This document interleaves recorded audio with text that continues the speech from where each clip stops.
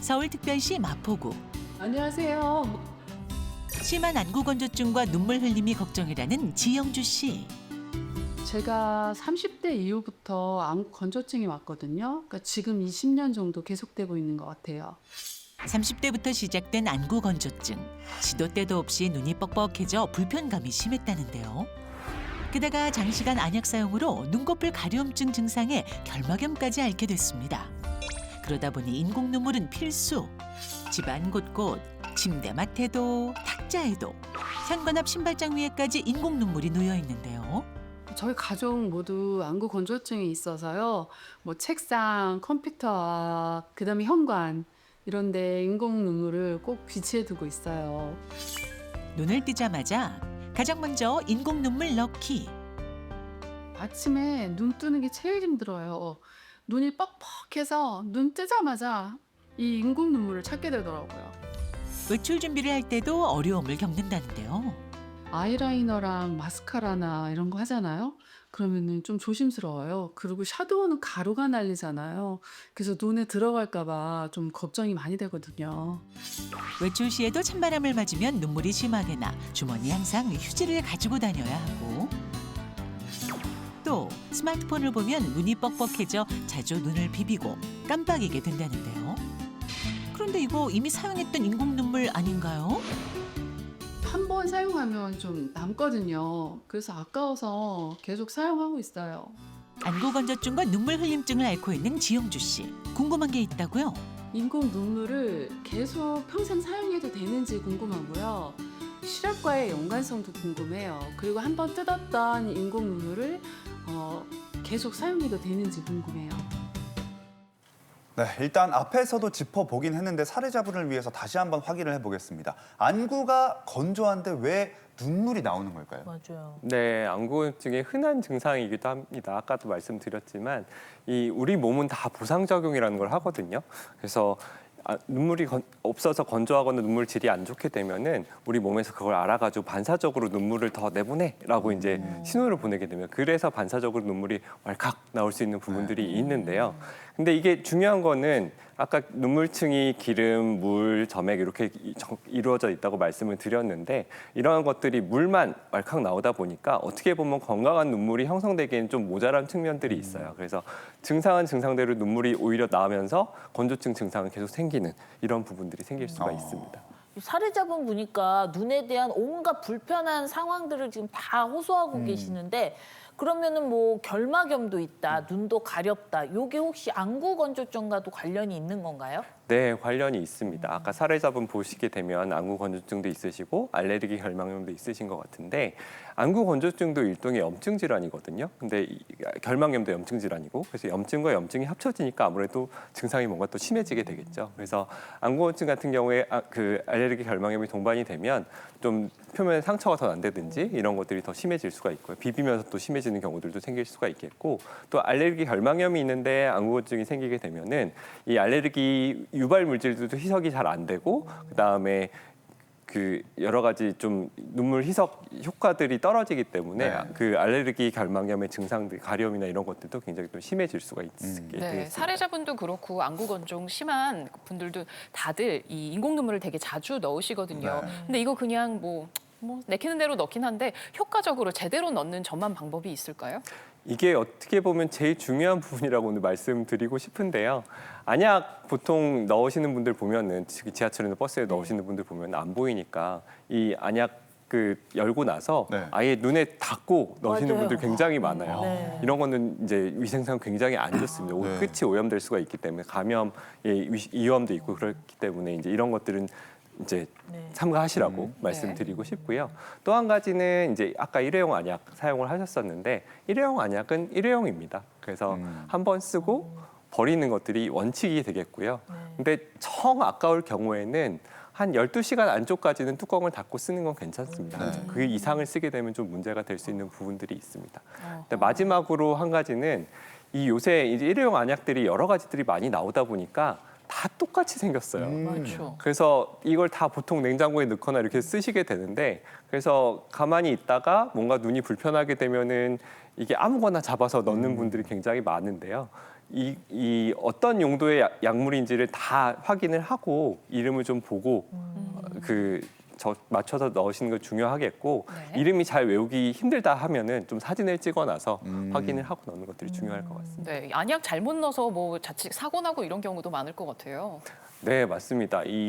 실제로 제가 예를 한 가지 드려보면 네. 이건 굉장히 옛날 얘기긴 한데 그 안약통 같은데 빨래 하신다고 양잿물을 넣어놓고 나서 이거를 그냥 설마? 본인이 기억을 못 하신 거예요. 밤인데 불편하고 이래가지고 네. 밤에 잠결에 이렇게 해서 양잿물을 넣고 나서 눈이 많이 상해서 응급실로 오신 경우들도 있었습니다. 그래서 굉장히 어쨌든 중요한 거는 안약을 적절하게 무슨 약인지 알고 써야 된다 이런 네, 네. 말씀을 드리고 싶습니다. 물론 이게 극단적인 경우긴 하지만 네. 뭐 인공 눈물이든 안약이든 잘 구분해서 올바른 방법으로 사용해야 한다는 거 기억해 주시기 바라겠습니다. 네. 그럼 사례자분은 이런 거 말고 앞으로 좀 어떻게 관리를 더 해주셔야 할까요?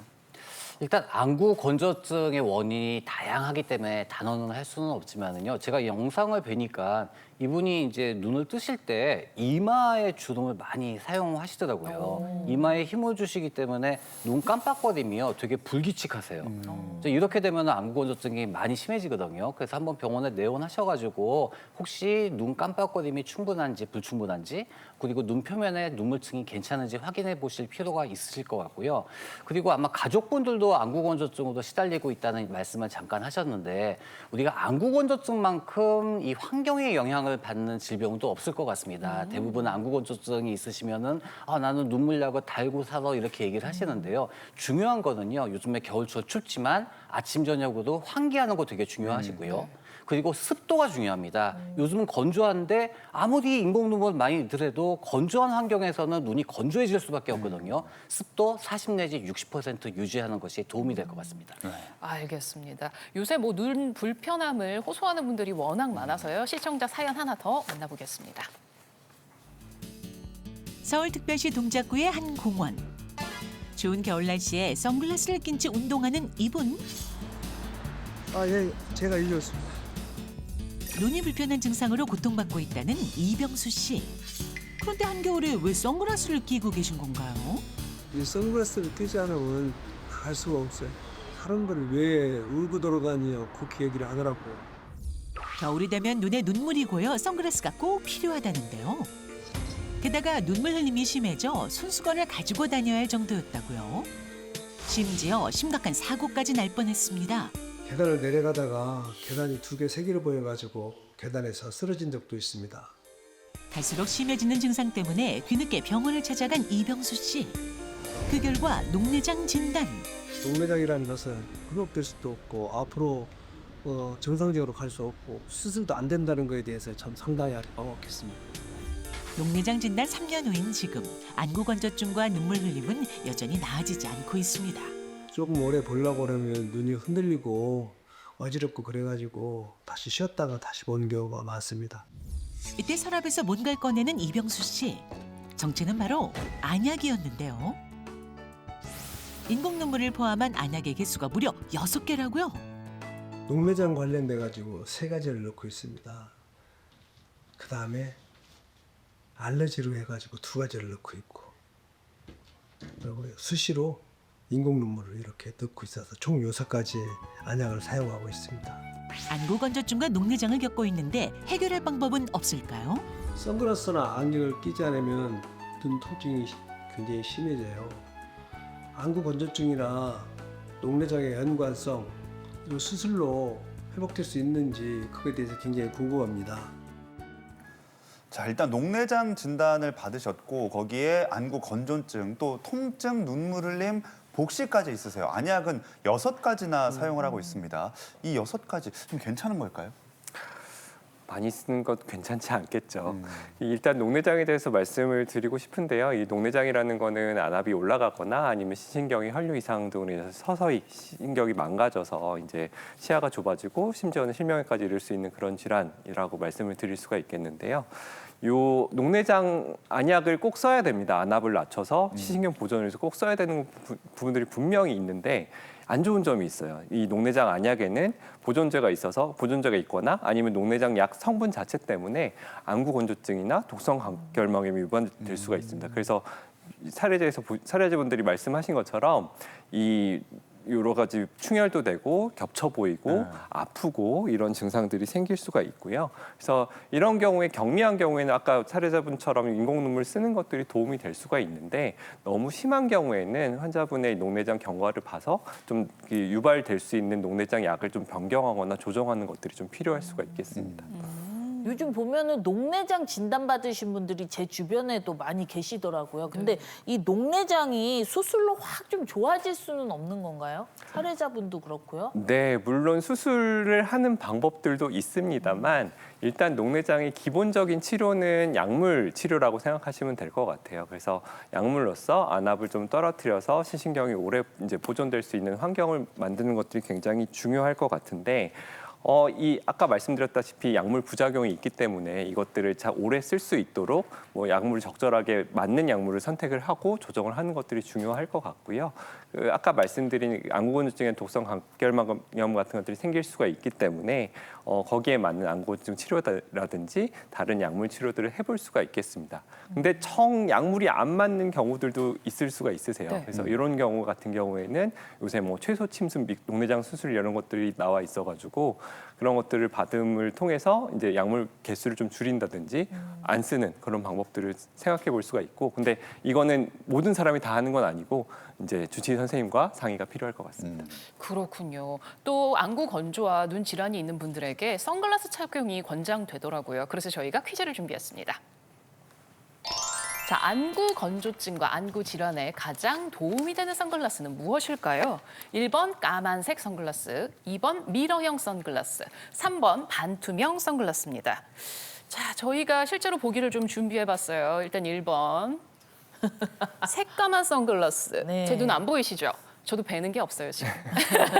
뵈는 게 없으십니까? 저는 여러분이 보입니다.